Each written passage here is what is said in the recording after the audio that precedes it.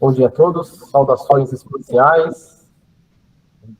Espera um pouquinho, pessoal. Olha, só peço para você fechar o microfone um pouquinho, por favor. Depois, especial. Obrigado. Um, dois, bem. Bom dia, saudações espaciais a todos. Então, bem-vindos aí a mais um seminário do programa de seminários acadêmicos do ano 2024, do grupo de pesquisa E2MOC, aqui do Instituto Tecnológico Aeronáutico ITA. Primeiramente, agradeço a participação de todos, incluindo os membros do grupo e as pessoas que é a primeira vez que estão aqui com a gente. Eu sou o professor Willer, aqui do Departamento de Sistemas Aeroespaciais do ITA. Sou fundador e coordenador aqui do grupo de pesquisa do SMOC, e também membro do Centro Espacial ITA, o CEI. Além de mim, a coordenação do grupo conta com a professora Liana do INPE, o professor Márcio Costa, aqui do ITA, e a doutoranda Isabela Peixoto, também aqui do ITA.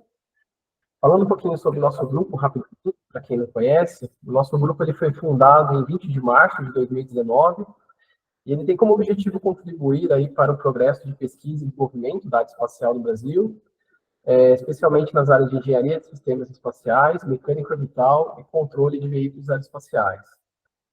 Os nossos seminários têm o propósito de divulgar os trabalhos realizados, né, pelos membros do grupo e também de pesquisadores convidados, né, de outras instituições, como é o caso de hoje. Então, nós temos aí para as divulgações, né, o nosso canal no YouTube, o E2MOC. Até peço que o pessoal do grupo coloque aí, por favor, no chat, os links, né. Então, no nosso canal do YouTube são postadas gravações das nossas palestras, incluindo essa, né, que será editada, depois vai ser disponibilizada no canal do YouTube. E lá nós temos muitas palestras interessantes que vale a pena estar conferindo. Tá? Outros canais de divulgação do grupo é o Instagram, nós temos também o LinkedIn, o nome do grupo. Temos o site, que no momento está em manutenção, mas lá consta com a lista de publicações do pessoal do grupo. E também nós temos um grupo de WhatsApp, onde são divulgadas oportunidades, bolsas, né, e notícias aí da área espacial.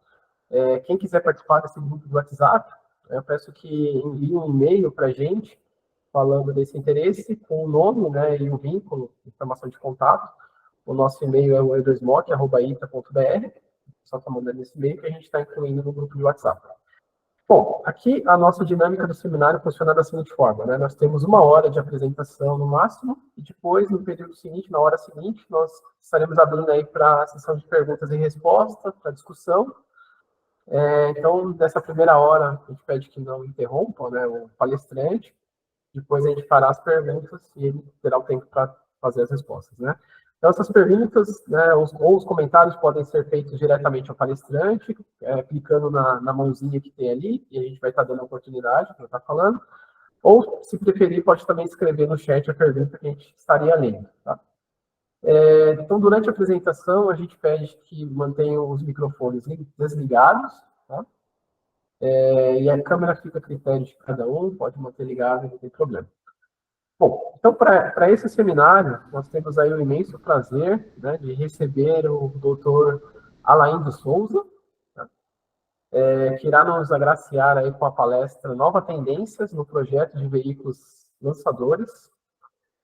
O doutor Alain é atualmente professor auxiliar na área científica de mecânica aplicada e aeroespacial no Departamento de Engenharia Mecânica do Instituto Superior Técnico, Universidade de Lisboa, bem como investigador do Instituto de Engenharia Mecânica. É doutorado em Engenharia e Tecnologias Espaciais no Instituto Nacional de Pesquisas Espaciais, o INPE, em São José dos Campos, em 2017. Nos últimos 5 anos, Alain tem concentrado sua investigação no projeto de foguetes, aeronaves não convencionais e sistemas de veículos espaciais. Na área do projeto de foguetes, esteve envolvido no desenvolvimento de um software otimizado modular para o projeto conceitual de foguetes, utilizando técnicas avançadas de utilização multidisciplinar. Então, é um grande prazer recebê-lo aqui. O Alain é meu amigo pessoal, a gente foi bastante da mesma turma, né? Se formou junto na época da pós-graduação no INPE. Então, é um grande prazer, né, recebê-lo. Por favor, Alain, então, fica à vontade aí para estar ligando a câmera e estar iniciando quando estiver pronto. Ok, obrigado pela apresentação, Willer. São muitos anos aí de caminhada juntos e hoje estamos aqui para falar um pouquinho do que a gente vem desenvolvendo aqui em Portugal. Posso partilhar minha tela? Sim, por favor.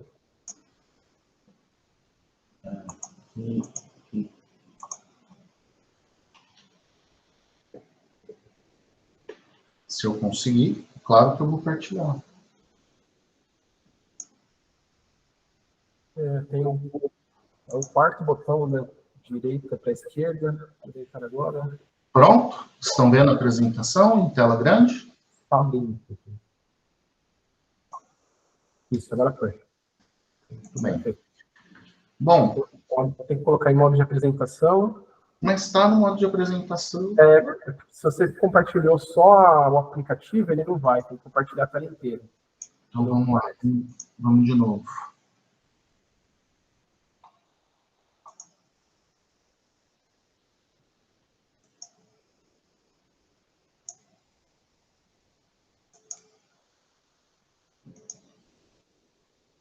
Foi agora?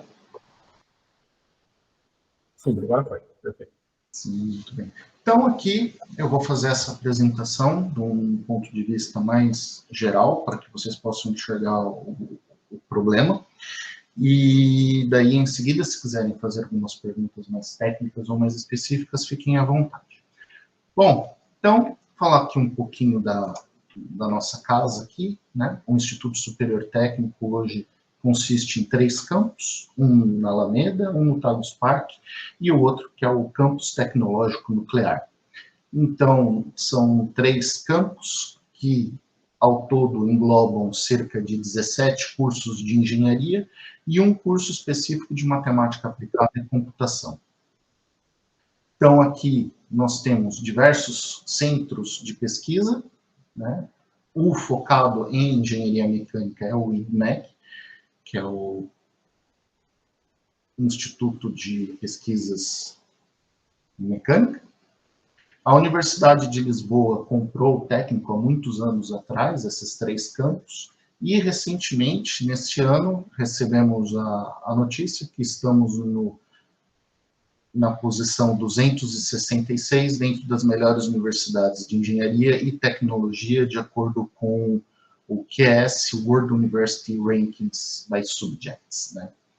Com isso, nós também somos a primeira faculdade de engenharia em Portugal, também pela mesma instituição que fez esse ranking. Bom, primeiramente, eu gostaria de começar minha palestra aqui falando um pouco do nosso background, né, da nossa realidade.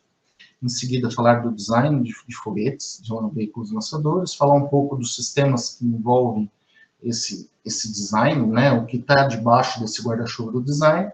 Depois, falar da parte de otimização, que é onde está centrada a nossa pesquisa, alguns desafios que nós vamos ter devido a essas novas tendências que estão surgindo no ponto de vista de pesquisa e de ensino, e alguns comentários finais, né. Então, começando aqui, né, hoje nós vivemos o New Space, né, afinal, o que seria esse New Space? Não seria nada mais, nada menos do que a união das empresas privadas às estatais para começar a fazer as missões espaciais, em que no passado eram algo exclusivamente dos estados, hoje já passa a ser um domínio mais aberto para todas as empresas que assim o desejarem. Essa história começou a partir de mais ou menos, né, junho de 2013, em que 10 bilionários, hoje milionários, fazendo a piada, se reuniram e começaram a construir suas empresas mais focadas, no primeiro momento, para um turismo espacial. Mas depois eles começaram a ver que, por ser um ramo novo e que não tinha mais ninguém para competir, eles começaram também a desenvolver os veículos lançadores, não apenas para fins turísticos, mas também para colaborar com a inserção de satélites em órbita e para fazer pesquisas, né, atmosféricas ou outras pesquisas em que envolveria o lançamento de veículos numa alta atmosfera ou até dentro de órbitas mais específicas. Dentro de tudo isso, nós temos também uma outra tendência, em que atualmente, o que está acontecendo é que as pessoas estão começando a lançar satélites cada vez menores, exatamente pelo fato de agora isso estar mais acessível à indústria. O custo para a produção de um satélite é muito elevado, então fazer satélites menores gera um benefício de menos custo e a possibilidade das empresas terem ali o acesso ao espaço de uma forma mais fácil. Com isso, nós entramos num problema, né, que é como colocar esses pequenos satélites lá em cima.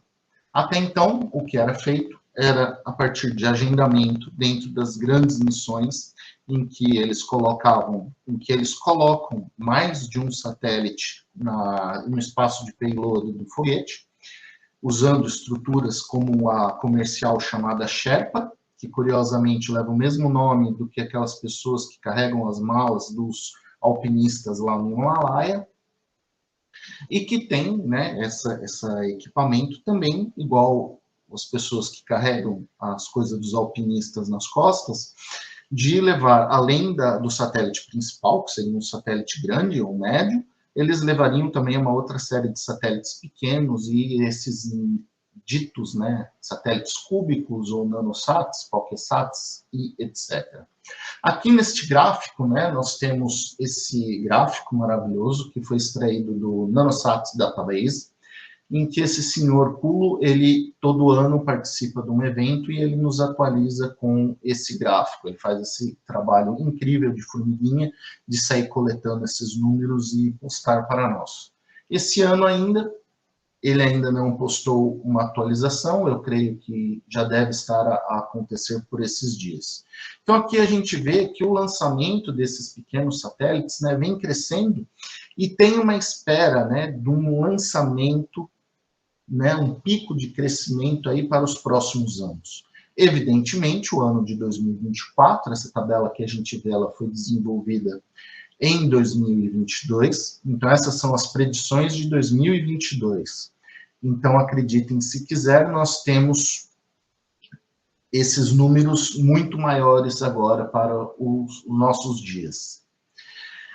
E com essa demanda, a gente começa a pensar, né, se não faria sentido a gente começar a desenvolver foguetes, veículos lançadores, para atender esse mercado. Pois bem, algumas empresas assim já o estão a fazer.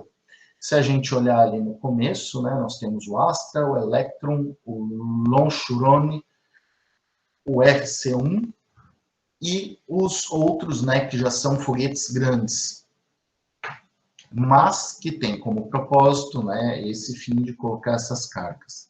Aqui à direita, nós temos aqui uma representação que eu achei muito interessante, que compara o tamanho, né, sobretudo a massa dos satélites, de acordo com o peso de alguns animais. Então, assim, a gente tem uma forma de comparar esses pesos.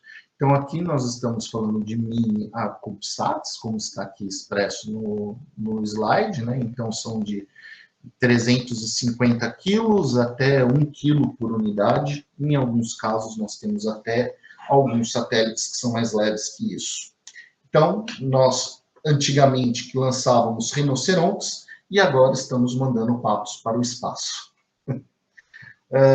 Dando continuidade, então, aqui a gente vê o crescimento do lançamento desses pequenos satélites, que é exatamente o gráfico que estava anteriormente.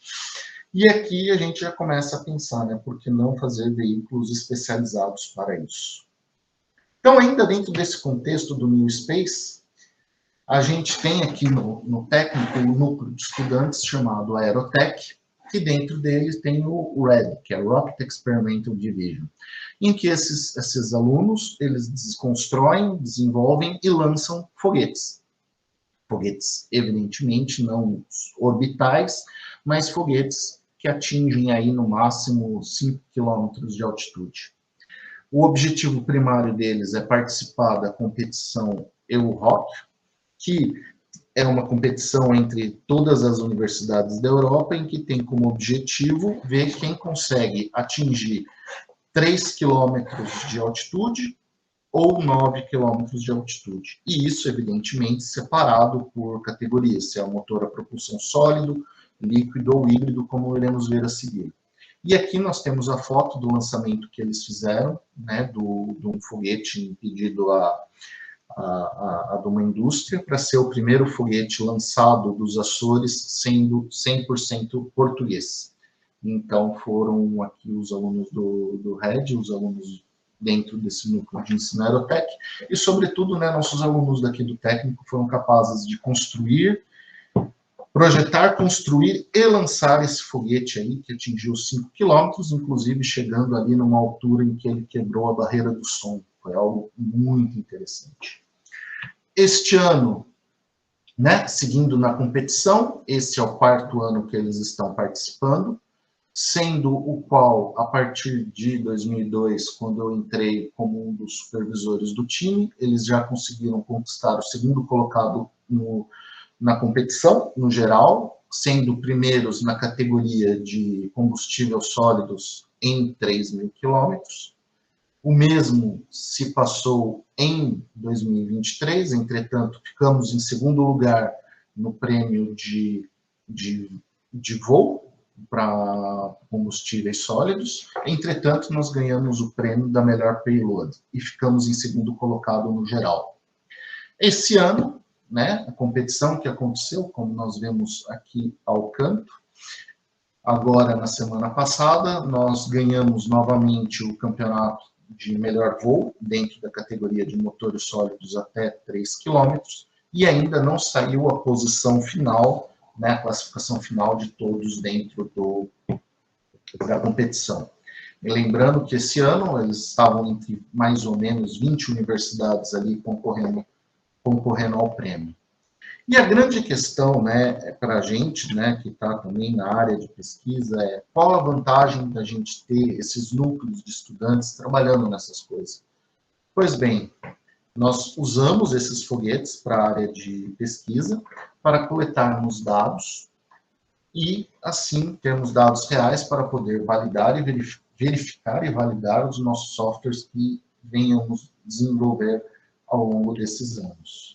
Então, agora, falar um pouquinho a respeito do design de rockets, né? Construção ou projeto.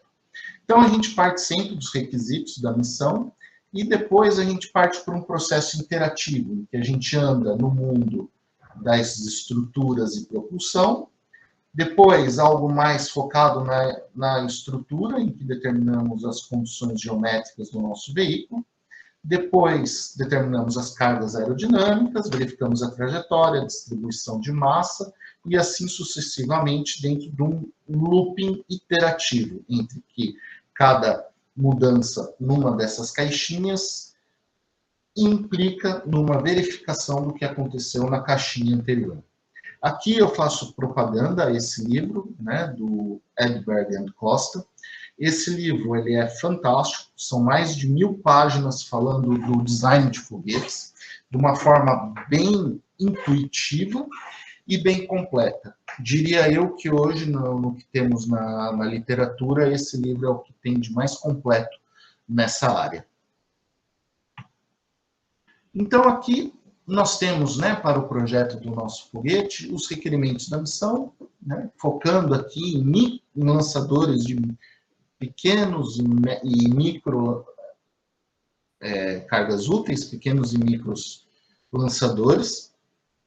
Então, aqui nós vamos sempre querer atingir altitudes de LEO, uma vez que estamos carregando pouca massa, para atender esse mercado. Daí nós temos a parte de estrutura, onde a gente deve escolher se será um estágio apenas ou multi-estágios, a parte aerodinâmica, a parte da eletrônica embarcada, o método usado para propulsão, o guiamento, navegação e controle, né? E, por fim, esse tópico que é tão recente para todos nós, que é a sustentabilidade. Então, vamos ver os sistemas por partes, começando pelo sistema de propulsão. O sistema de propulsão, a grosso modo, pode ser dividido em 3 famílias.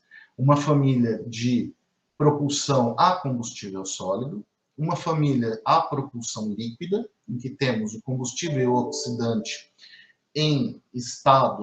no estado líquido, E o híbrido, em que temos ou o oxidante ou o combustível no estado líquido e o seu complemento no estado sólido. Aqui em diante, quando nos referirmos a motores híbridos, nós iremos admitir o caso em que o oxidante está no estado líquido e o nosso grão combustível, como o próprio nome já diz, está no estado sólido. Entre cada um desses três tipos de sistemas propulsivos, tem as suas vantagens e desvantagens, como nós podemos ver nesse diagrama de Venn aqui abaixo. O motor híbrido, ele acaba se destacando um pouco em relação aos outros, em que ele é mais seguro, ele pode ser reutilizável, ele pode ser reignitado, ele tem uma boa performance, ele permite a gente trabalhar com monopropelentes e possuir características interessantes parecidas com os outros dois irmãos deles. Mas, como ainda estamos falando num quesito de design, então nós passamos por essa etapa de escolher qual será o tipo de propulsão, quantos motores serão usados. Aqui, a título de curiosidade, nós temos uma foto da parte de baixo do foguete, né, da SpaceX. Então, nós vemos que tem muito mais que um motor aqui. Nós também temos, né, como motivo de design, escolher a melhor forma para o nozzle, ou para a tubeira, como preferir, em termo inglês ou em português. E também a geometria que nós vamos usar para o nosso combustível grão, em que cada uma dessas geometrias me fornece uma curva de thrust, ou impulso, diferente. Então, baseado com a minha missão, eu vou querer que ele tenha uma determinada curva ou outra. Dentre os três tipos de motores, aquele que nos permite maior customização é aquele que nós chamamos por ser híbrido, motor a propulsão híbrida, que é o que a gente tem focado no nosso estudo aqui. Por ele ser mais seguro, por ele ser mais sustentável, por nós termos a capacidade de ligar e desligar ele, dando assim uma possibilidade, né, aumentando aí um grau de ação para um controlador, e podemos também trabalhar com diversas geometrias do grão combustível, que nos dá algumas vantagens, como vocês viram aí na ilustração. Nós também temos a parte aerodinâmica, dependendo como a gente monta a aerodinâmica do nosso foguete, ele vai ser instável ou estável. Então, dependendo da missão, nós queremos que ele seja o mais estável possível ou levemente instável. Por que eu disse levemente instável? Porque se ele for muito estável, ele vai ser difícil da gente fazer o controle de atitude dele e, consequentemente, alterar a trajetória. Então, ele sendo um pouco instável, permite maior agilidade para podermos colocar ele na posição de atitude que nós queremos. Então, para isso, a gente trabalha a parte aerodinâmica, que nos irá dar as posições corretas do centro de pressão em comparação com o centro de gravidade.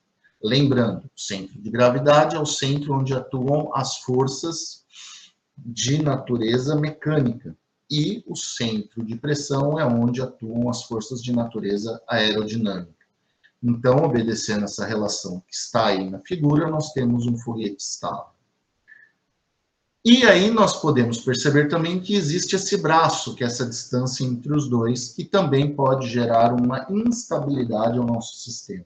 Então, está aí mais uma razão para a gente trabalhar com muito cuidado com esses dois centros. Nós também podemos alterar a geometria do nosso nose cone ou da coifa, como nós queremos, qual vai ser a geometria que nós vamos usar para a coifa, e qual é o preço que nós vamos pagar num quesito de coeficiente de drag, ou quanto de arrasto que irá ser gerado por essa escolha dessa geometria.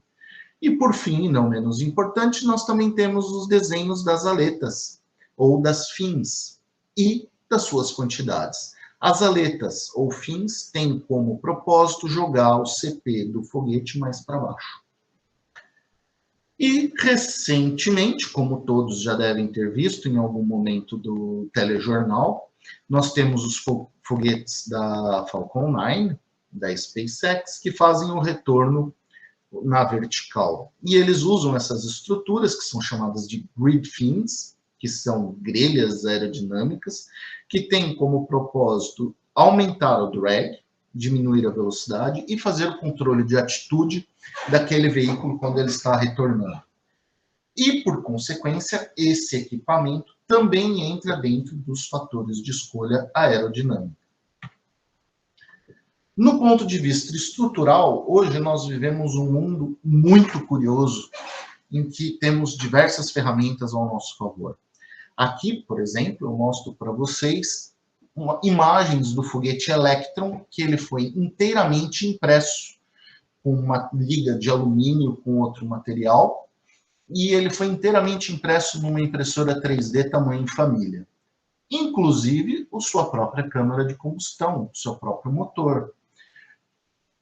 E com isso a gente já começa a ver que a seleção dos materiais que nós vamos ter hoje para o nosso projeto de foguete vai depender não apenas da seleção do material, mantendo esses requisitos, né, que estão ali marcados, ou essas características que estão ali marcadas, mas também com a capacidade desse material ser possível de imprimir ou não.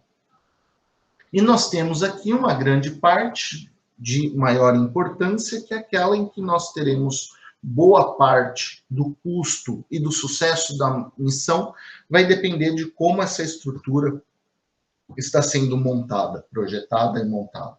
Então, aí nós vamos ter as influências dos tanques, dos nozzles, das fairings, dos stages, dos engines, da aviônica, etc, etc, etc.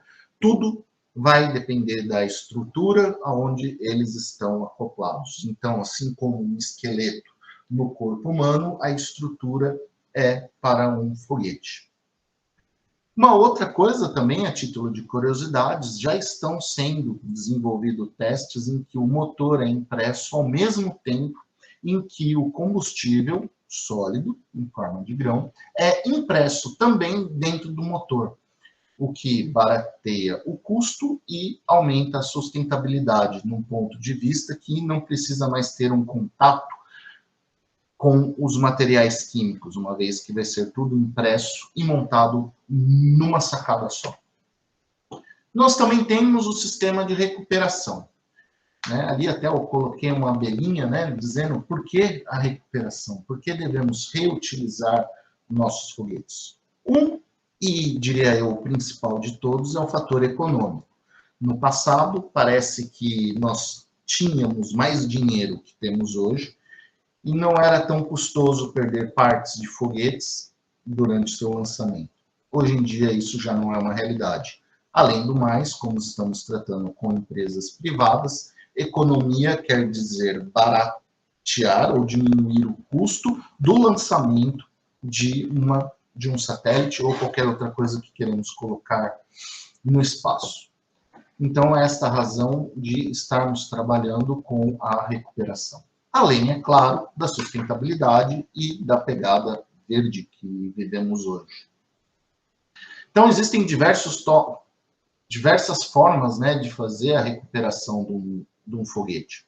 Seja por paraquedas, em que nós temos, em primeiro momento, a abertura de um drogue, que é um satélite, um paraquedas que vai fazer um pequeno arrasto para diminuir a velocidade dele, e depois a abertura de outros paraquedas que vão garantir, né, paraquedas principais ou maiores, que vão garantir a diminuição da velocidade final, a velocidade de touchdown do foguete no solo. Nós também temos o método de recuperação por movimento de hélice, um sistema autogiro, de autorrotação, em que o fluxo do ar faz com que as hélices girem, gerando uma sustentação. Aí, né, já abro aqui um parênteses, né, nós tivemos um aluno de mestrado trabalhando nisso, em que ele desenvolveu o código em que é possível analisar essa possibilidade desse tipo de recuperação. Nós temos um método de recuperação igual era usado na Space Shuttle, que é uma recuperação em que o veículo volta e aterra, né, aterriza numa base na horizontal. E nós temos, por fim, né, essa maravilha aí que o pessoal da SpaceX conseguiu fazer, que é retornar na vertical o foguete. E tudo isso, né, nós temos diversas condições, como a altitude em que esse sistema vai começar a funcionar, a relação entre as velocidades inicial e terminal, a complexidade desse sistema, as condições geométricas, o peso e o custo. Dando continuidade, nós também temos toda a parte de eletrônica. A parte de eletrônica ela vai ser responsável pela vida, né, do nosso veículo lançador. Então, a eletrônica ela vai ser responsável pelo suprimento e gerenciamento da energia elétrica dentro do nosso sistema, ela vai ser responsável pelo design e utilização, né, tanto parte hardware e software do nosso computador de bordo. Ela vai ser responsável pela parte de telemetria e comunicação do foguete com a estação de solo. Ela também vai ser capaz, ela também é responsável pela integração dos sensores com o computador de solo e etc. E garantir que a nossa carga útil, ou melhor dizendo, né, carga paga, porque toda carga é útil, se não fosse lá não estaria, garantir ali a vida e a manutenção da carga paga para verificar se ela está indo para onde deve e quais são as condições em que ela se encontra e assim mandar a telemetria de volta para a Terra, para a estação de solo. Nós temos também um outro ponto, que é a trajetória e controle e o guiamento desse foguete, que caracterizará pela sua decolagem até a inserção em órbita do nossa carga paga ou do nosso satélite. Então, ele deve ser capaz de decolar, fazer um voo tranquilo, entrar em órbita, soltar a carga e depois retornar à Terra. Então, existem diversas técnicas e formas de se fazer isso, mas a trajetória é algo extremamente importante e crucial para toda a missão. Para a nossa trajetória, eu preciso garantir como o nosso foguete irá percorrer a nossa atmosfera até chegar na posição orbital onde nós queremos que ela vá. Então, para isso, existem diversos tipos de trajetória que podemos seguir e diversas formas de fazê-la. Só que para poder fazê-la, nosso veículo deve ser capaz de realizar essas manobras.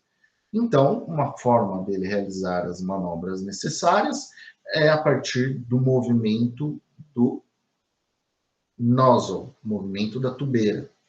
Então, a tubeira se move para baixo, para cima, para a direita, para a esquerda, mudando assim o vetor empuxo e, consequentemente, criando um par ação-reação, né? um torque no foguete, fazendo com que ele vire para um lado ou para o outro, de acordo com a lei de controle que foi projetada com a trajetória nominal que ele deve seguir.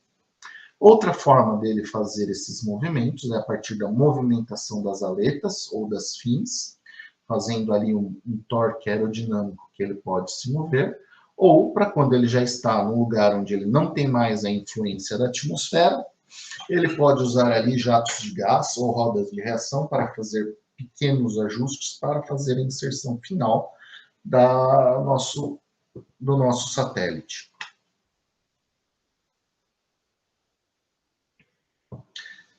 Por fim, e não menos importante, nós temos toda a parte da pegada ambiental, que hoje em dia é tão importante, muito se fala, né?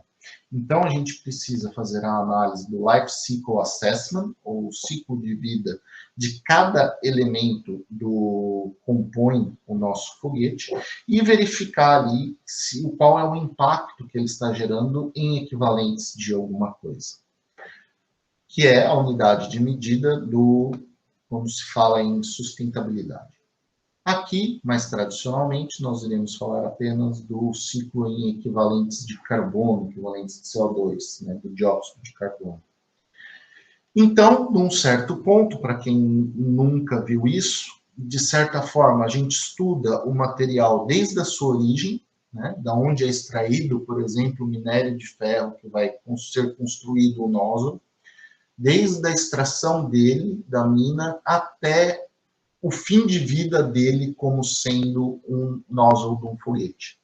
E com isso, conseguimos determinar uma métrica e depois essa métrica a gente coloca ela em equivalentes de CO2.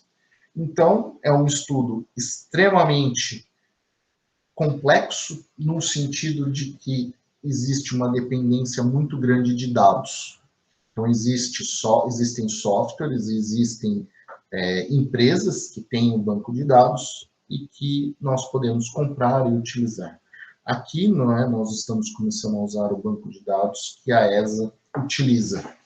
Então, nós usamos o banco de dados deles para fazer essas análises, para ver qual é o impacto que o nosso projeto do nosso foguete está causando em equivalentes de carbono. Então, agora, falar rapidamente aqui a respeito do nosso trabalho de pesquisa, que tem sido focado no design multidisciplinar e otimização. Então, eu acho que eu estou indo rápido demais. Bom, então aqui nós temos, por exemplo, um trabalho que nós fizemos e publicamos, que é o que mostra mais ou menos ainda o nosso pseudo-estado da arte. Nós temos aí um foguete, Aí, esse foguete, ele está demonstrado as partes dele, como qual nós consideramos para o modelo de Mass and Sizing, em que nós levamos em conta a massa total de cada componente e o comprimento do nosso veículo. Aqui, a gente poderia chamar essa caixinha de estruturas, mas como até essa versão do código ainda nós não estamos tratando a parte de impressão do material e nem o estudo das forças e estresse que é gerado em cima da nossa estrutura, então a gente preferiu chamar de Mass and Sizing, porque ele apenas vai fazer um ajuste de massa e comprimento, Por enquanto, nessa versão, nas versões futuras, ele já vai ser capaz de fazer esse Mass and Sizing e os cálculos estruturais referentes a todas as forças que o foguete vai tendo ao longo do processo de design automatizado. Aí nós temos o nosso modelo propulsivo, apesar da figura ali estar representando um veículo a propulsão sólida, aqui nós trabalhamos com um veículo a propulsão líquida. Nós pegamos as mesmas dimensões disponíveis para a propulsão sólida e transformamos aquele espaço para um motor híbrido. E por fim, não menos importante, nós temos ali a parte de aerodinâmica, em que nós calculamos a estabilidade e a trajetória. Aqui, evidentemente, como eu disse para vocês no começo, nós estamos nos baseando nesses veículos de competição que os nossos alunos vêm desenvolvendo e que ali nós não temos uma trajetória controlável, Nós não controlamos a trajetória, usamos uma trajetória balística. Então, essa trajetória ela é pré-calculada e a partir do formato do nosso corpo, da quantidade de propulsão gerada, a gente consegue estimar uma trajetória, que é a trajetória que a gente quer que siga. E dentro do length, dentro do comprimento, ali a gente também tem a parte separada para a parte de recuperação. Mas afinal, o que eu quero dizer falando com Multidisciplinary Design Optimization? O nosso algoritmo de otimização, ele vai, a partir das nossas condições iniciais, ele vai trabalhar com uma relação entre cada disciplina. Podemos dizer que é como se fosse um pseudo-caso de otimização com vários objetivos. Só que aqui, esses objetivos são delimitados por cada disciplina, por cada grande área. Então, aqui, nesse exemplo desse artigo que nós fizemos, nós tínhamos uma caixa para propulsão, uma caixa de Mass and Sizing e uma caixa de aerodinâmica. Então, o nosso otimizador tem que resolver as características de propulsão, os constrangimentos, e restrições do modelo de propulsão, desse modelo de massa e comprimento, e as restrições do modelo aerodinâmico, para, no final, nos gerar o comprimento, o tamanho, o peso, a quantidade de combustível que o nosso foguete vai ter. Então, esse estudo nos gerou 2 publicações, né, em congresso, e aqui nós temos, né, para um foguete parecido com o que os alunos usam na competição, nós obtemos essas curvas de desempenho, de pressão, thrust e temperatura na câmara de combustão, e ali a comparação com a altitude, a aceleração e a velocidade que o foguete gera. E também, né, a gente observa ali no final que apesar dele chegar com velocidade 0 no chão, né, ela não é bem 0, porque antes dele tocar ali, ela é ainda um pouco mais alto, a altitude, do que o 0. Que aqui só pega os primeiros momentos, né, do lançamento, que é onde nós tínhamos dados. Então, o nosso software ele foi validado com os dados daqueles foguetes dos alunos, rodando o nosso simulador em que só leva em consideração as disciplinas, estruturas, propulsão e aerodinâmica.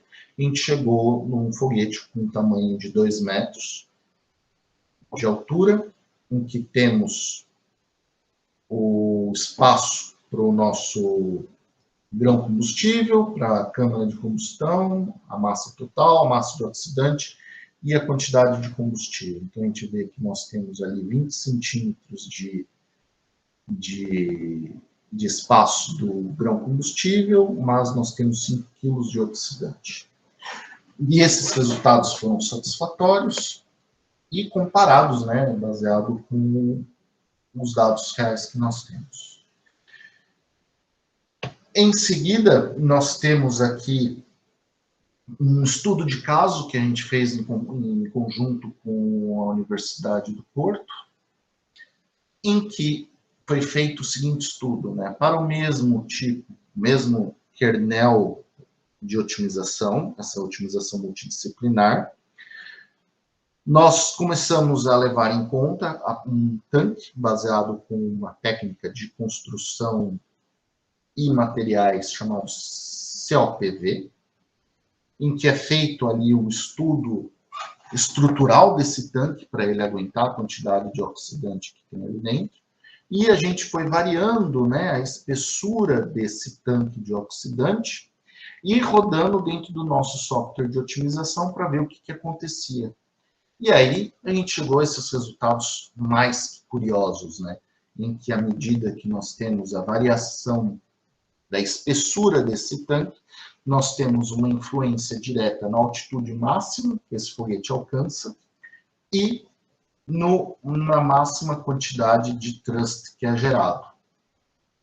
E aqui nós comparamos, né, 2 materiais, um material alumínio e um material COPV. Fizemos o tanque em alumínio, comparamos, fizemos o tanque em COPV e comparamos. Aqui tudo de um ponto de vista computacional, né? Nós não chegamos a construir o tanque propriamente dito. Mas fizemos todas as análises estruturais e todas as soluções factíveis foram analisadas. E aqui, por fim, né, que também gerou ali uma outra publicação para nós, em que a gente já faz uma otimização um pouco mais a sério, em que nós levamos em conta ainda as disciplinas de propulsão, mass and sizing, aerodinâmica e o ciclo de vida dos nossos materiais.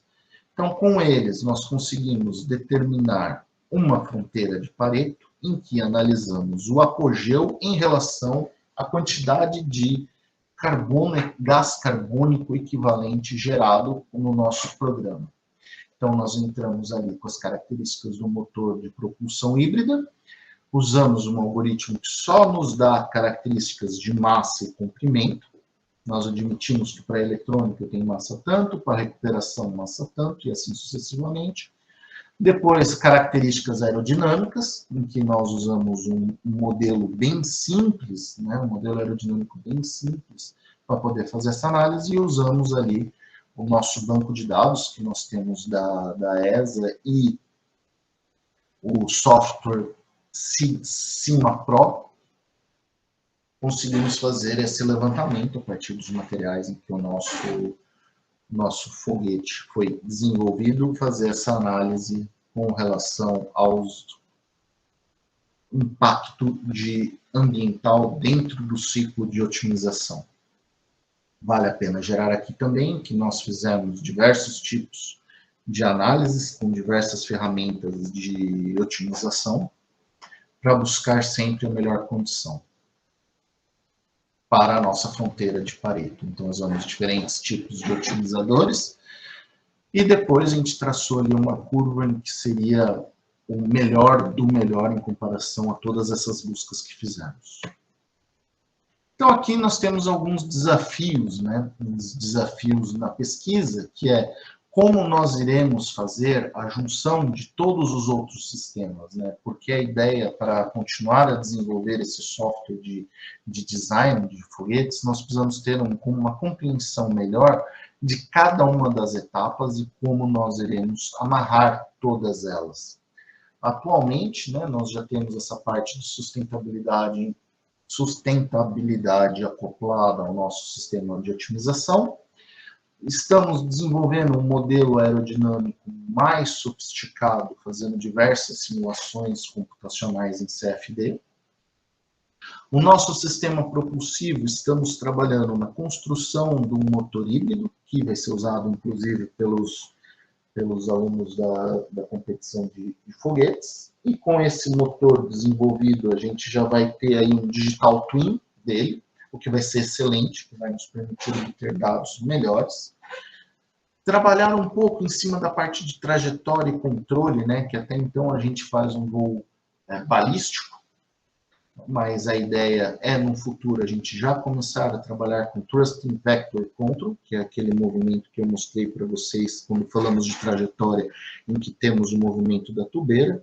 Atualmente já está sendo desenvolvido, né, um veículo que faz isso aqui, né, pelo nosso grupo de estudos, em que, em lugar de usarmos a combustão, um motor de foguete, nós estamos usando um motor a jato, desses de aeromodelo, a jato, né? Na verdade, aquilo é como se fosse um ventilador, né? Uma turbina, um turbofan para o veículo. Nós estamos trabalhando nisso. Até agora ainda está em fases primárias. A gente não faz direto com um motor de foguete, né, um motor a combustão sólida, por exemplo, a propulsão sólida, por questões de segurança. Para a parte estrutural, estamos também fazendo uma série de análises em elementos finitos, para poder ter algo além de massa e comprimento, e uma forma também de colocar tudo isso em looping dentro do nosso código. E, por fim, também, né, temos ali a parte de recuperação, que estamos trabalhando nesse modelo que eu falei, né, que usam o turbofan para fazer a sustentação do foguete. Então, ali nós temos o Thrust Vector Control feito por esse turbofan e, ao mesmo tempo, o mesmo dispositivo tem que trazer o nosso pequeno veículo para dentro da base, né, lançar ele a partir desse motor e fazer ele retornar fazendo algumas pequenas manobras. E temos esse desafio, né, de integrar tudo isso junto ainda a um modelo em que leve em conta o custo desse projeto.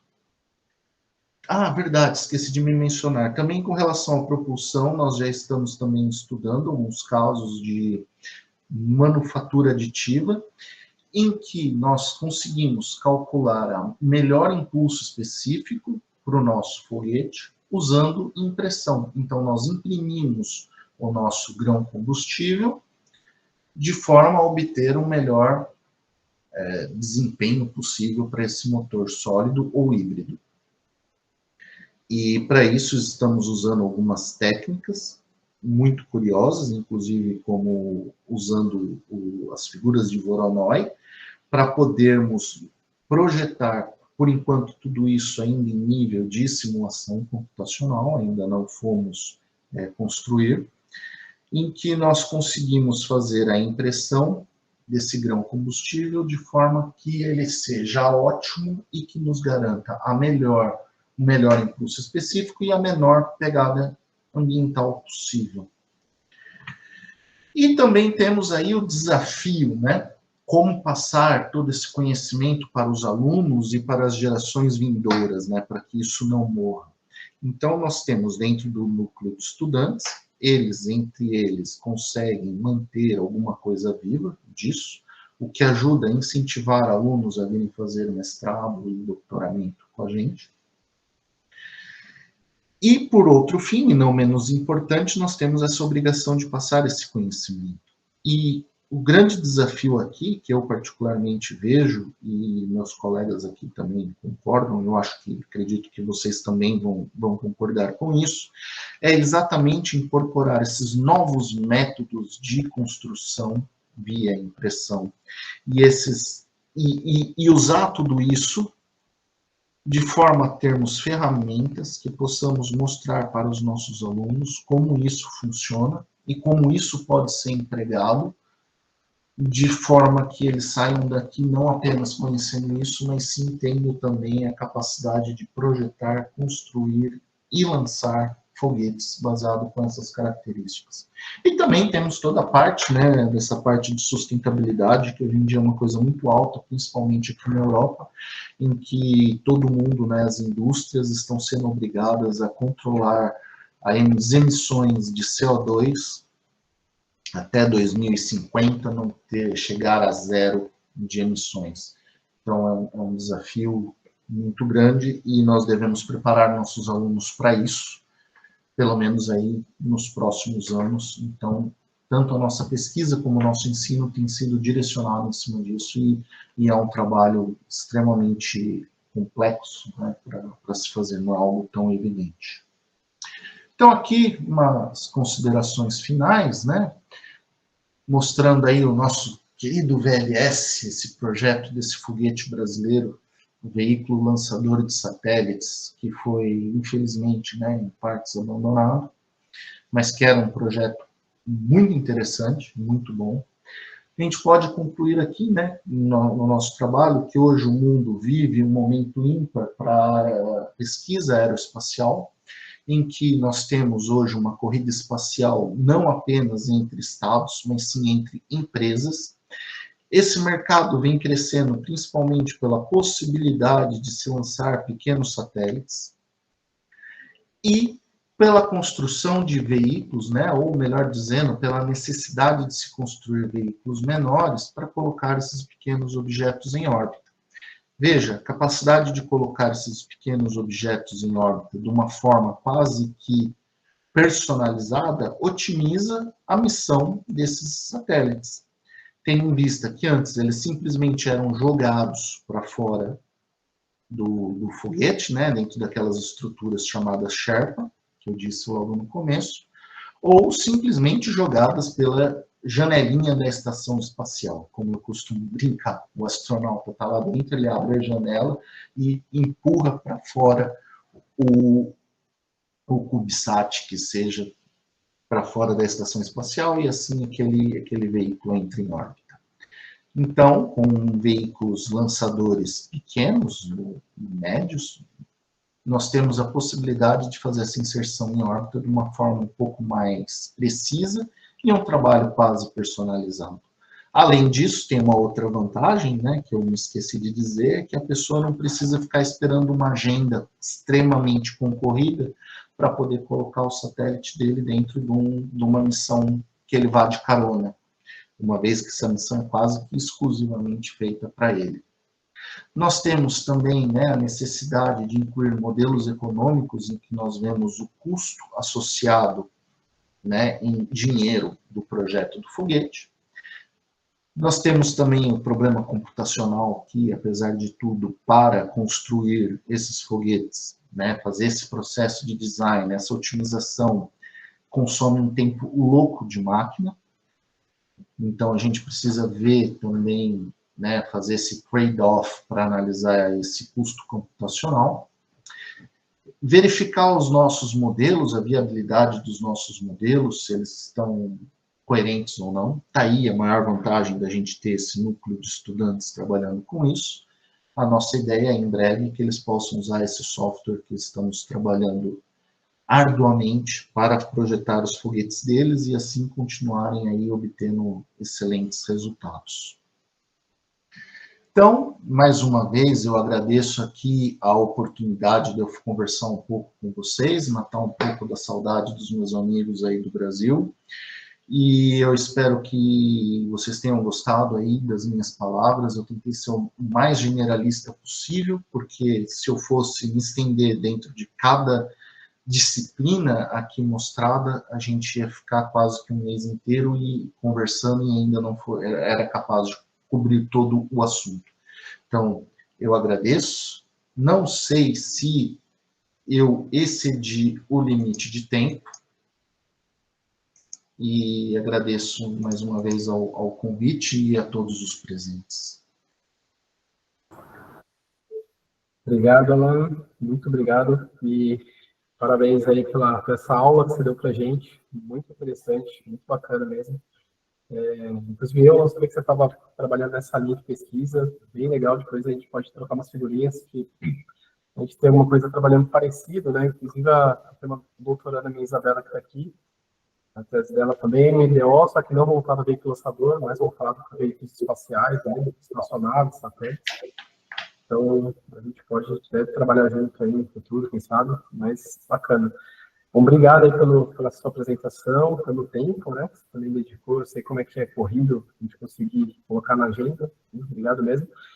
E agora a gente vai abrir para perguntas, comentários, né, só quem tiver interesse de fazer uma pergunta para professor Alan, só colocar no chat ou levantar a mãozinha, que daí a gente está disponibilizando aqui. Nossa. Por favor, façam perguntas que eu saiba responder, hein? Não vale fazer perguntas que não saiba responder. Wesley, por favor, com vontade. Opa, primeiramente, obrigado aí pela aula ali, Alan. Eu trabalho numa empresa de veículos lançadores hoje, que é a Innospace, a empresa da Coreia do Sul, e ela trabalha com propulsão híbrida. E eu fiquei muito animado de ver o pessoal aí na Europa fazendo foguete dentro da universidade e híbrido, né? E lançando eles. Acho isso muito legal. Assim, do ponto de vista de sustentabilidade, segurança, eu acho que é assim muito vantajoso. Eu queria entender como é que está essa questão do híbrido, que você vê essa questão dos veículos lançadores usando propulsão híbrida daqui para frente. Você acha que é uma tendência ou você acha que é um caso que ainda tem baixa performance? Dos estudos assim mais de simulação que você faz, o que você acha?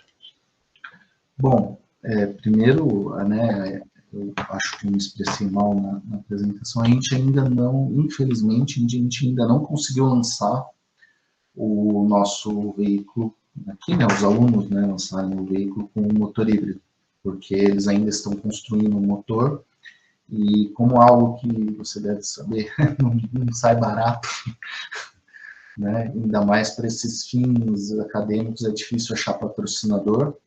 Inclusive, eles acharam já alguém para patrocinar esse ano que vai entrar agora, então é bem provável que esse ano, se Deus quiser, em outubro do ano que vem, nós teremos aí o nosso protótipo de motor híbrido voando.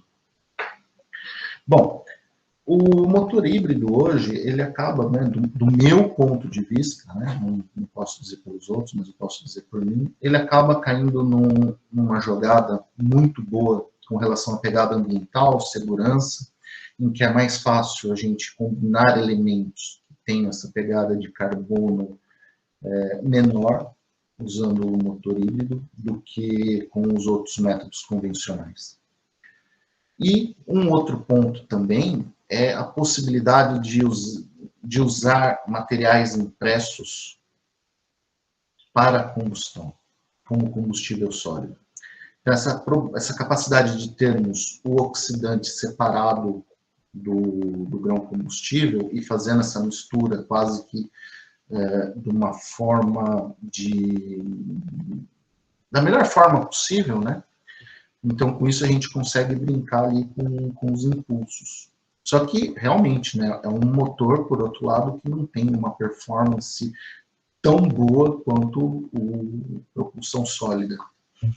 Mas, devido a essas características dele, né, principalmente aqui na Europa, que está tendo esse movimento de até 2050 não ter mais nada que emita CO2, então ele acaba entrando na lista, por conta de ter a possibilidade de trabalhar com diferentes materiais e garantir essa pegada ambiental, e, ao mesmo tempo, né, o fato dele ser mais seguro e ter a capacidade de ser controlado, uma vez que a gente consegue. Se tem a mistura oxidante-combustível, tem propulsão. Se não tem a mistura, não tem propulsão. Isso, para um ponto de vista de controle, é muito vantajoso. Legal. Eu acho que aqui no Brasil também está começando a ter um caminho nesse sentido, porque quando a gente foi fazer a documentação para autorização de lançamento, que é pela Agência Espacial Brasileira, o pessoal pediu uma anuência do IBAMA, com um relatório, vendo qual que seria o impacto ambiental do lançamento. E, poxa, eu era da Força Aérea Brasileira antes, nunca tinha tido nenhuma necessidade, nenhuma demanda de avaliar o impacto ambiental de um lançamento antes. Então, agora, para as empresas, pelo menos na parte privada, isso está acontecendo. Aí eu queria puxar só mais uma última pergunta. Você falou que o grão de vocês é impresso, vocês imprimem a parafina numa geometria específica? Não. Ou é o case? O que nós fizemos é um estudo numérico em que nós estudamos a impressão do grão combustível, não que a gente imprima, usando metodologias de modelagem e simulação computacional. Nós conseguimos simular o mesmo procedimento que é feito pela extrusora e calcular, a partir de uma otimização, a melhor configuração possível para gerar a propulsão, que tenha o melhor impulso específico. Perfeito. Obrigado, Ana. Quem sabe um dia, né, a gente consiga fazer, porque os materiais que nós estamos estudando, né, curiosamente, não é a parafina, são materiais plásticos, e isso eu achei muito interessante.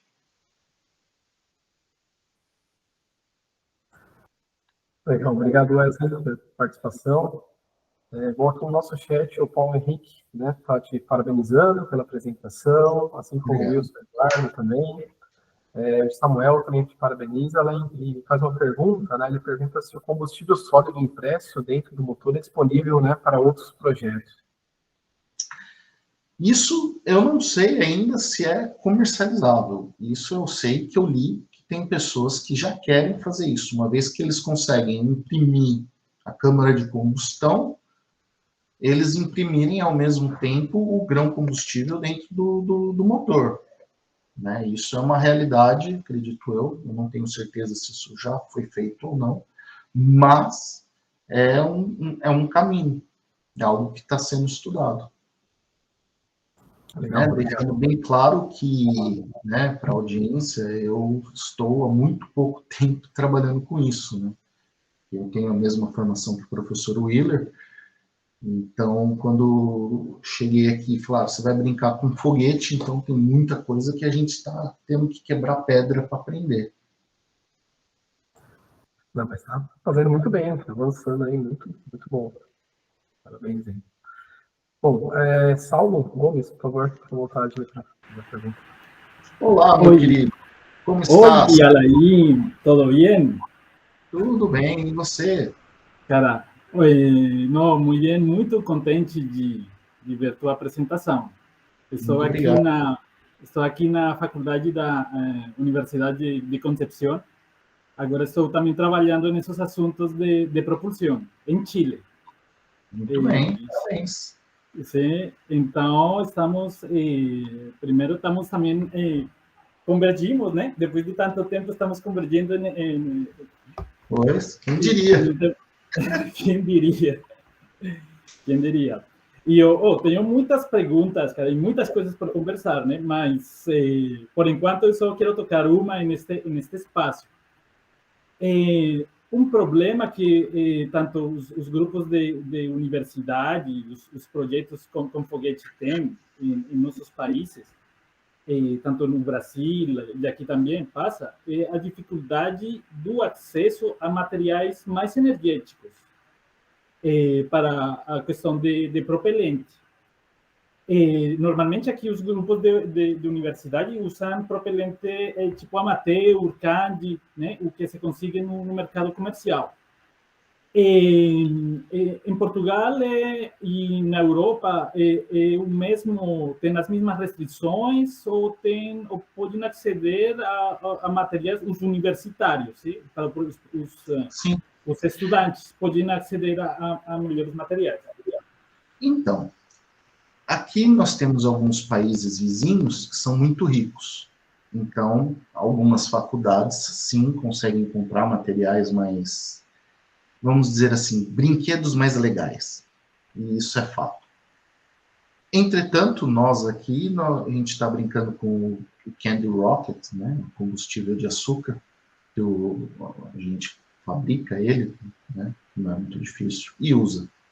E a ideia que nós estamos tendo aqui, por enquanto, dentro dos nossos meios, é trabalhar exatamente com materiais mais baratos. Não tão energéticos, infelizmente, mas mais baratos e de fácil acesso. Então, a gente está pretendendo trabalhar com PE, com ABS, com parafina, e usar como oxidante ou oxigênio ou o óxido nitroso, que é o máximo que a gente consegue arrumar aqui. Mas existe, sim, uma portaria aqui na universidade e nas outras também, em que para a competição, no caso do EUROC, eles conseguem uma licença das Forças Armadas para poder comprar elementos mais energéticos. Mas, por uma questão, né, assim, eu já não me sinto muito confortável deixando os alunos brincarem com um açúcar que queima. Eu acho que eu não iria dormir à noite se eles tivessem acesso a um material mais energético que isso. Uma vez, num teste estático que eles fizeram, o motor explodiu. E, inclusive, o teste foi feito aqui nesse jardim aqui. Aquilo explodiu e era um motor de açúcar, né? KNO3. Explodiu. Por sorte, ninguém se machucou, mas acenderam-se algumas luzes vermelhas no meio do caminho. E, querendo ou não, a gente tem a responsabilidade com os alunos e a gente tem que, né, a seguradora não iria interpretar muito bem se alguém se ferisse por causa do motor de foguete. Inclusive, temos até uma história engraçada, que a competição ocorre aqui em Portugal, mas em uma cidade mais ao norte. E a primeira vez que os alunos foram na competição, eles levaram pólvora, que eles fizeram no laboratório, dentro de uma panela, dentro do carro. Imagina se o guarda de trânsito para e pergunta: o que você tem aí dentro desse? Ah, tem um pouquinho de pólvora, uma panela cheia de pólvora. Então, tem certas coisas que a gente está monitorando, e isso foi um fato que aconteceu e que não acontece mais. Mas a gente tem que tomar muito cuidado com os alunos, que, afinal, é eles que acabam tendo o maior contato. Não que eu não gostasse de ter contato com materiais explosivos, né? Fazer uma coisa, uns experimentos mais a sério. Mas eu acho que a grande tendência agora, Saulo, é mais ir para esses materiais mais, entre aspas, verdes e mais seguros do que propriamente ditos mais energéticos. Eu acho que é a saída, pelo menos para a gente aqui, em que tem essa obrigação de até 2050 ter esse marco de emissões chegar a zero. E isso é um desafio que eu estou ansioso para ver o que vai acontecer. Ah, beleza. E de um jeito geral, assim, para fechar esse tema, você acha que estudantes de uma universidade brasileira ou latino-americana, ou geral brasileira, que você conhece essa referência, estão na capacidade de, por infraestrutura e por tudo que se precisa, de fazer projetos como o que você está mostrando do foguete híbrido? Tem alguma vantagem mais os estudantes de Portugal ou não? O que você pode falar sobre Não, isso? não. Aqui, qualquer estudante que tiver com vontade e empenho de trabalhar vai ser recebido, pelo menos aqui dentro desse grupo que eu estou trabalhando, vai ser recebido com braços abertos. Né? Inclusive, dentro do próprio projeto aqui do RED, dos alunos, nós temos muitos alunos brasileiros. Uns que estão aqui em intercâmbio no propósito de duplo diploma, e outros que estão aqui, que saíram do Brasil para vir fazer faculdade aqui. E assim como tem alunos de toda a gente, tem alunos de Angola, Cabo Verde, eu não vejo por que se viesse outro aluno ele não seria bem acolhido aqui. É aquela história, né? A gente tenta fazer o que a gente consegue com as ferramentas que a gente tem em mão. Então, eu gostaria de dar mais para esses alunos, gostaria, mas para isso a gente precisa de mais dinheiro. E é algo que a gente está correndo atrás de mais financiamento para exatamente, né, poder trazer mais alunos, para poder fazer mais atividade de campo, porque, querendo ou não, cada teste estático que os alunos fazem para competição custa 200, 300, 400 euros. Né? É dinheiro. E aí a gente aproveita, já que eles estão fazendo isso, que custa colocar uma célula de carga ali, um termômetro aqui, para a gente tirar uns dados na mesma hora que eles vão fazer. Então, por enquanto, a gente tem trabalhado assim. Mas, respondendo a sua pergunta, aluno de qualquer lugar do mundo que quiser vir trabalhar aqui com a gente, vai ser super bem recebido. Vai ter até direito a comer pastel de natas às sextas-feiras. Valeu, muito obrigado, Alex. De nada. Obrigado, Saulo, pela participação. Passo a palavra agora para o professor Fabiano do INPE. Fica à vontade. Bom dia, Alan, pessoal. Alan, eu tenho uma pergunta mais geral, na verdade. Portugal, eu não sei, não conheço a história do Programa Espacial Português, se existe oficialmente, se tem uma agência espacial portuguesa, mas a minha pergunta é, o que leva, né, eu estou supondo que muitos dos seus projetos são financiamentos governamentais, ou não sei, é uma pergunta também. Né? E qual é o objetivo do governo português no fomento, digamos assim, de pesquisa em foguetes em Portugal? Não sei se essa é uma pergunta cabível aqui, mas aí no contexto da sua apresentação, mas eu estou aproveitando você que está aí em Portugal para ter um conhecimento um pouco melhor do Programa Espacial Português. Sim. Excelente pergunta, né? É uma coisa bem curiosa que aqui a parte de pesquisa propriamente dita espacial ela é extremamente recente, principalmente agora com a construção e remodelação da base de Santa Maria nos Açores. Então existe uma tendência, né, uma vontade da ESA de querer tornar aquela base lançável, exatamente para esses veículos de pequeno porte. Okay. Evidentemente, eles não têm interesse de lançar um Falcon 9, né, mais para pequeno e médio porte, veículos de pequeno e médio porte. Então, já está sendo construída e reformada a base que eles já têm em Santa Maria. E, ao mesmo tempo, há um incentivo nacional de desenvolver essa indústria de foguetes, mais de um ponto de vista, por incrível que pareça, privado. Então, muitas empresas que estavam ali, que prestavam serviço para a aeroespacial, né? E, enfim, para a ESA, mas na verdade era para a aeroespacial e para trabalhar nos Arianes, que estão começando a criar pequenas empresas que estão se instalando aqui com esse propósito de fazer veículos de médio e pequeno porte. E Portugal, vendo isso como uma oportunidade, começou a incentivar, em primeiro lugar, a competição universitária de foguetes, que é o EUROC, que é para alunos de toda a Europa, mas que é realizado aqui em Portugal, que tem um lançamento em continente, não é na ilha, mas é aqui dentro do continente, em que vêm alunos de todo o canto da Europa fazer o lançamento aqui durante essa competição.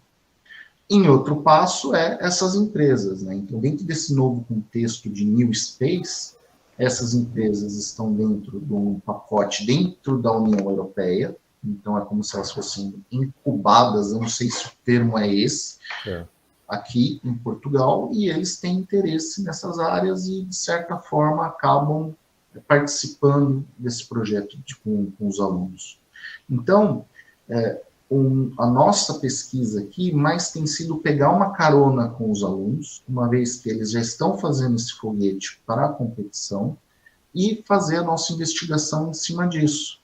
Então, a gente não tem propriamente dito financiamento, a gente usa os recursos da universidade, que é um recurso computacional e de mão de obra, afinal, aqui nós temos o grupo de pesquisa, que atualmente somos 10 pessoas, junto com alunos de doutoramento, e que fazemos todas as análises computacionais. E aproveitamos o máximo que nos é possível, né? Por enquanto ainda não muito, mas no futuro isso vai ser muito maior, os alunos que participam dessa competição, porque eles recebem financiamento, tudo. Então, ao invés de só ter o foguete ali para a competição, a gente usa todos os meios tal, que eles têm para fazer a nossa investigação em cima disso. E também, né, dentro desse mesmo contexto, já tem empresas, né, inclusive, que vieram procurar os alunos, esse núcleo de alunos, para fazer o lançamento vamos dizer, inauguração das obras e da instalação final da base de Santa Maria, que é aquela foto que eu mostrei logo nos primeiros slides da apresentação, em que os alunos projetaram, construíram e lançaram um foguete lá em Santa Maria que chegou até os 5 quilômetros. Algo, né, para uma coisa que é 100% portuguesa. Não sei se eu respondi a pergunta. Não, respondeu, não, obrigado.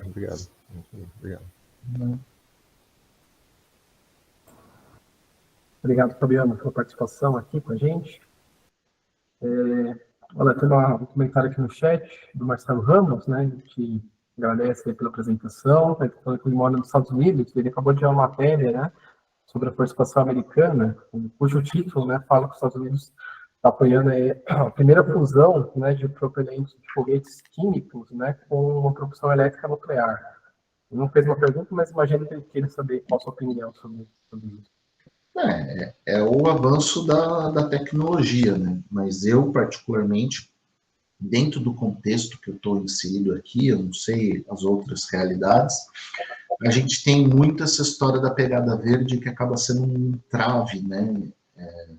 Diria eu, positivo, não sei, não tenho nenhuma opinião 100% formada a respeito, mas que uma das coisas que bloqueia um pouco é usar a parte radioativa, porque se a gente for analisar o Life Cycle Assessment, tem todo um problema, né, por causa das emissões da radiação, o risco associado ao lançamento para gerar ali o motor elétrico, etc. Então a gente tem essas questões. Mas de um ponto de vista de investigação, eu acho fantástico, eu acho extremamente interessante. Legal, obrigado pela resposta, obrigado, Marcelo, pela participação. Mais alguém? Se tiver mais alguma pergunta, Isabela, por favor, Obrigada. Queria primeiro agradecer a apresentação do professor, que foi sensacional. E eu tenho umas perguntas mais específicas sobre o otimizador, se o senhor não se importar. O senhor comentou em alguma parte da apresentação que a otimização é pseudo-multiobjetiva. Aí, o que o senhor quis dizer com isso? Como que é pseudo-multiobjetiva? Não, é que para quem não conhece a otimização multidisciplinar, né, a gente pode dizer que ela é parecida com uma otimização multiobjetivos. Porque, na verdade, o que você tem não é bem isso, mas é uma excelente aproximação para um público mais heterogêneo que não venha a conhecer o que é a otimização multidisciplinar. A otimização multidisciplinar, ela envolve, né, você tendo cada disciplina, cada parte do seu sistema separado, E uma acaba sendo o constrangimento da outra, que acaba sendo o constrangimento da outra, que acaba sendo uma vantagem para a outra. Então, aí a gente tem uma série de trade-offs em que isso deve ser respeitado para a gente chegar num design final desejável. E tudo isso é feito, né, at the same time, tudo ao mesmo tempo. O que leva a gente a ter um custo computacional elevadíssimo. Quando a gente estava rodando os resultados em que nós levamos em conta a parte de sustentabilidade dentro do nosso otimizador, aquilo demorou quase 4 dias para gerar o resultado. Aquela fronteira de Pareto que vocês viram ali, que eu mostrei, nos gerou uma boa semaninha de trabalho. Então, quando eu disse que a otimização multidisciplinar pode ser comparada com uma otimização multi-objetivo, é apenas uma forma de ilustrar para um público heterogêneo o que é uma otimização multidisciplinar. Mas, na verdade, é algo um pouco mais complexo que isso. Não sei se eu respondi a pergunta. Sim, obrigada. Então, todos aqueles... as disciplinas, né? Não sei se eu estou usando o termo certo. A parte da aerodinâmica, da sustentabilidade, é tudo otimizado ao mesmo tempo. Exatamente. Exatamente. É tudo otimizado ao mesmo tempo. Ele vai rodando, o algoritmo de otimização vai rodando dentro de todas as áreas ao mesmo tempo, e ele vai esbarrando no constrangimento da vizinha. Então, por exemplo, nós podemos ter um modelo aerodinâmico em CFD, extremamente sofisticado, e a gente vê que uma alteração ótima, que seja ótima para a disciplina de estruturas, possa construir um constrangimento para a disciplina de aerodinâmica. E aí fazendo com que perca uma eficiência aerodinâmica. Só que a gente não quer que ela perca, a gente quer que ele tenha o melhor comportamento aerodinâmico possível. Então, o otimizador precisa trabalhar entre essas duas caixinhas até encontrar uma harmonia entre as duas. E pior ainda, né? No nosso caso, a gente usou 4 caixinhas.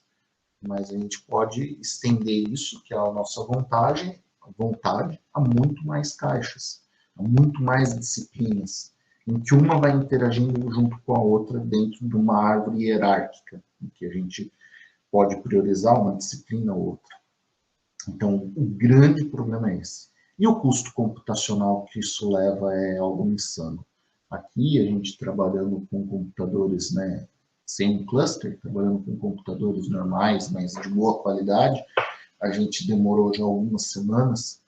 Então, eu acredito que quando a gente chegar a um ponto em que essa ferramenta esteja um pouco mais desenvolvida, a gente vai demorar algumas boas semanas para obter resultados.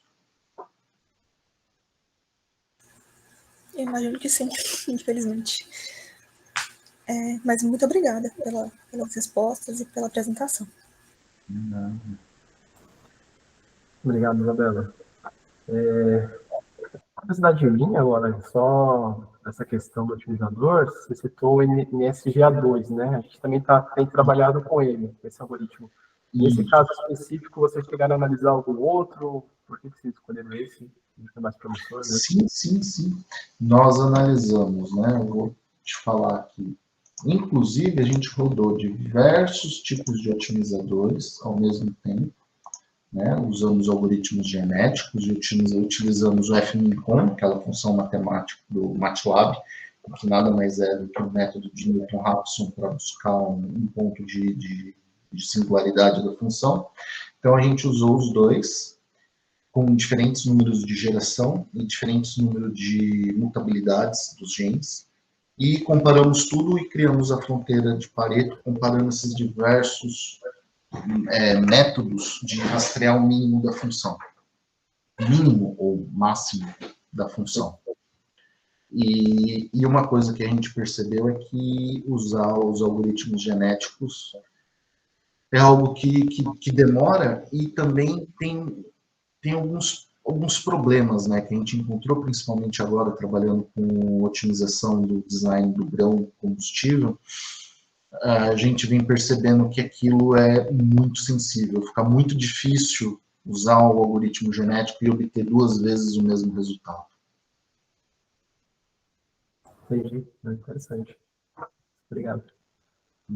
Robert, por favor. Pergunta? Bem, primeiramente, queria parabenizar e agradecer pela apresentação. Gostei muito, foi uma ótima apresentação. A minha pergunta, ela é mais voltada para a parte de estruturas. Eu queria entender um pouco se já está sendo pensado, se já há alguma execução de algo voltado para algum estudo acústico ou algo vibroacústico dentro dessa otimização, e também, né, se caso há algo sendo pensado na parte de aeroelasticidade dinâmica também, algo envolvendo trajetórias e tudo mais. Sim, excelente pergunta. E eu te respondo, sim. Atualmente nós já temos alguns alunos de mestrado trabalhando na parte de estrutural desse problema, em que eles estão fazendo os cálculos dos esforços, usando elementos finitos, né, propriamente ditos, e em uma tentativa quase que desesperada, dado aos prazos, porque aqui eles têm prazo para entregar a tese, e esse prazo é bem apertado. E que eles fazem, inclusive, um looping com, né, seria aquela caixinha da disciplina que a gente chamou de mass sizing, ser uma caixinha estrutural, em que para cada modelo aerodinâmico nós temos um modelo diferente de cargas e esforços gerados na estrutura, e aí fazer esse processo iterativo. E determinar, evidentemente, as melhores características para o veículo. Então, respondendo a sua pergunta, sim, nós já estamos trabalhando nessa parte, inclusive, né, na parte ligada à aerodinâmica. Nós estamos também verificando os fenômenos de flutter, no caso, por exemplo, desse veículo que ultrapassou a barreira do som recentemente, né? Estamos analisando os dados para ver se aconteceu flutter nas fins. Eu quero muito que tenha acontecido, mas enfim, eu acho que vai ficar apenas aí no desejo. Mas sim, a gente está também fazendo cálculos numéricos nesse aspecto. E a parte de aeroacústica, sim, a gente tem algo pensado nisso, inclusive é um dos métiers da casa, é uma das linhas fortes aqui da Universidade de Lisboa, é a parte né, aqui do técnico, a parte muito forte, a parte de aeroacústica. Então, em breve, iremos também tratar isso dentro dos nossos modelos. Entendi. Só uma pergunta a mais, né, caso for possível. Só queria saber onde é que a gente consegue ter acesso, se há algum site, ou então algum local que tenha as publicações que a gente possa ter acesso para saber um pouco mais sobre essa parte de estruturas. Então, ainda nós não temos nenhum material publicado a respeito, porque as teses estão sendo terminadas agora, né, depois que os alunos terminam, que a gente consegue trabalhar um pouco em cima disso.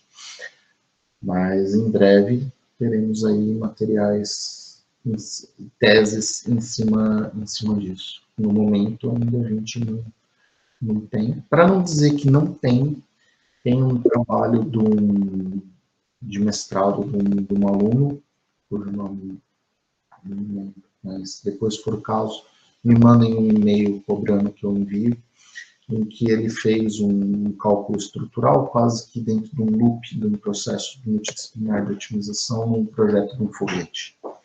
Então, tem ali um pouco dessa parte.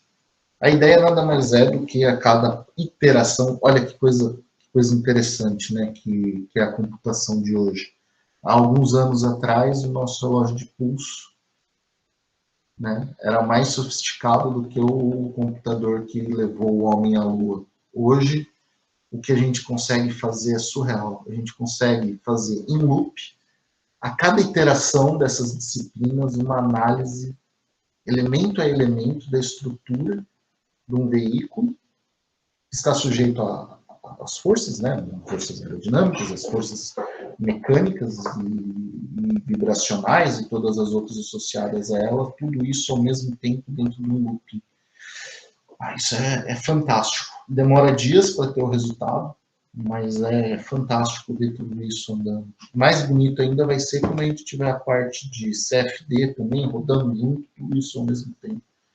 É algo impressionante o que a gente consegue fazer hoje em dia com os nossos computadores de mesa E veja, é computador de mesa normal, a gente aqui atualmente não trabalhamos com nenhum cluster. São bons computadores, mas computadores que qualquer um pode ter em casa. Você vai ali no mercadinho da esquina e compra e você consegue ter o mesmo computador que a gente usa aqui. E é fantástico. É realmente demorado, mas é bem satisfatório. Muito obrigado mais uma vez aí pelos esclarecimentos, tá? Nada. Obrigado, Robert, pela participação. Paulo Henrique, por favor.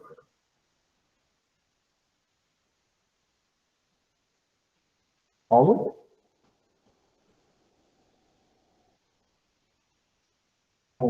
Bom, a gente não está te ouvindo, está com o microfone fechado. Enquanto isso, eu vou fazendo a minha pergunta, outra pergunta aqui que eu tenho, mais geral.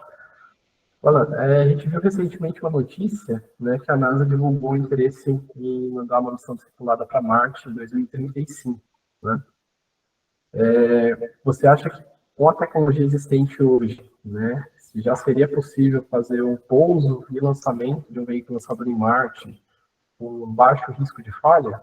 Eu acho que em 10 anos vai conseguir adquirir essa maturidade? O que você acha? Risco sempre vai haver, né?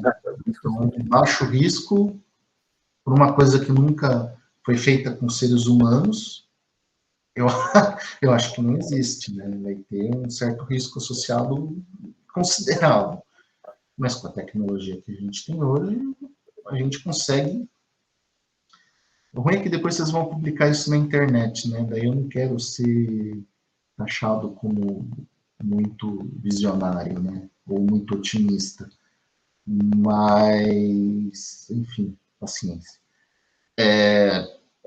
Com a tecnologia que a gente tem hoje, tirando a barreira dinheiro, se o dinheiro, não tivesse dinheiro infinito para fazer o que a gente quisesse, com a tecnologia que a gente tem hoje, eu diria que a gente iria muito além de Marte.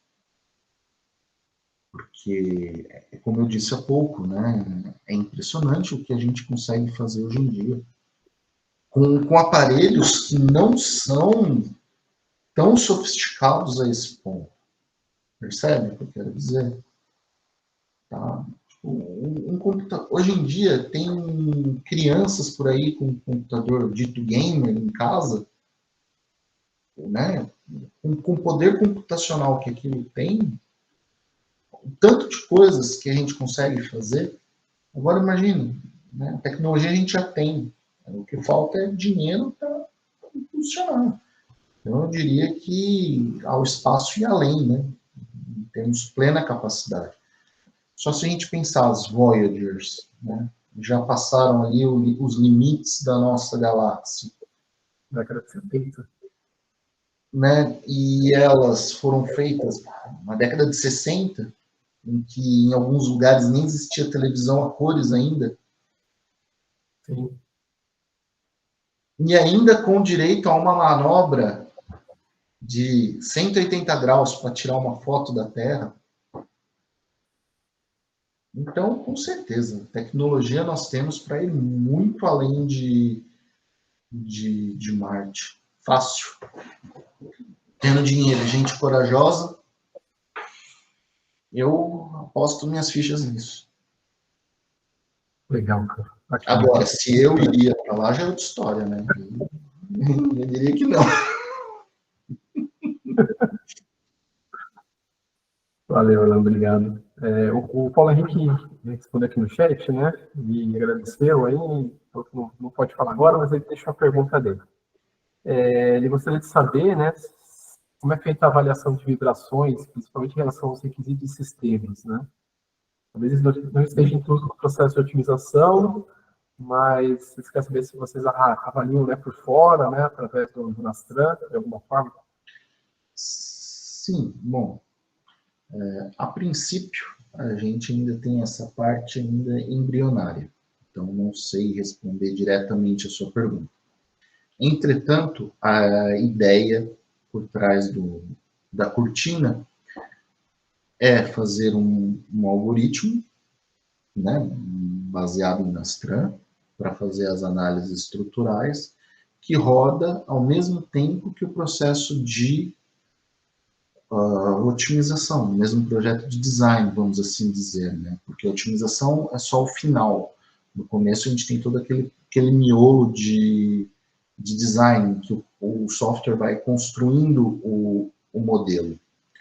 Então a ideia é, sim, usar esses softwares baseados em Nastran para fazer esses cálculos estruturais, né? Tendo em vista que o Nastran é uma boa ferramenta, que eu descobri recentemente que foi desenvolvida na década de 50, se não me falha a memória, pela NASA.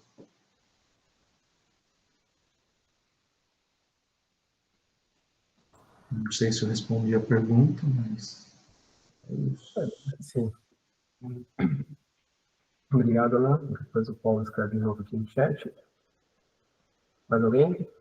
Temos alguns minutinhos.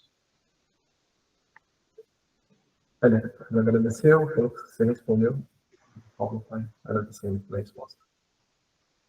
Muito bem, então, acho que a gente já podemos encerrar, né? Mais uma vez, muito obrigado. Obrigado mesmo pelo tempo, pela apresentação, pela aula, as respostas. Foi fantástico, né? Bom, deixo aqui o convite, quando você vier aqui para o Brasil, nos avise, pode visitar a gente aqui no Centro Espacial ITA, visitar o laboratório, a gente pode conversar mais. E deixo agora para você dar umas palavras finais. Né? Eu agradeço aqui o convite, né, a oportunidade de estar aqui falando com vocês, matando um pouco a saudade dos amigos. E eu também queria dizer para todos aqui, né, presentes, que aqui a gente estamos abertos também a parcerias, a escrever projetos em conjunto, que quanto mais, como eu posso dizer, internacional for o grupo, né, maior a probabilidade da gente conseguir ter projetos aceitos por financiamentos europeus. Então, fica a dica, se algum de vocês quiser vir passar uma temporada por aqui também, as portas estão abertas. E precisamos urgentemente começar a fazer alguns projetos em conjunto, né? Porque a área espacial hoje em dia, como diria um grande amigo e professor nosso, né? Nós somos poucos, pobres e, sobretudo, desunidos. Então, a gente poderia começar a trabalhar em conjunto, né? O Saulo, que está lá no Chile, né? O professor Fabiano, que está ali no INPE, o William, que está ali no ITA, enfim, todos os outros, né? O colega ali que falou há pouco, que está na indústria. Eu acho que se a gente conseguisse formar um grupo aí de pesquisa forte, ia ser benéfico para todo mundo. Deixo aqui o meu convite a todos que assim quiserem. Com certeza. Vamos continuar conversando aí. Muito bem, obrigado, Ana. Então, agradeço a todos aqui que tiveram tempo para participar aqui do nosso seminário, assistir. Fico com o convite para os próximos também. Como já foi falado, a apresentação depois de editada vai ser colocada no nosso canal do YouTube, né? Para quem quiser assistir novamente ou pode assistir agora. Agradeço e até a próxima apresentação. Bom final de semana a todos aí. Um grande abraço. Bom final de semana a todos. Obrigado.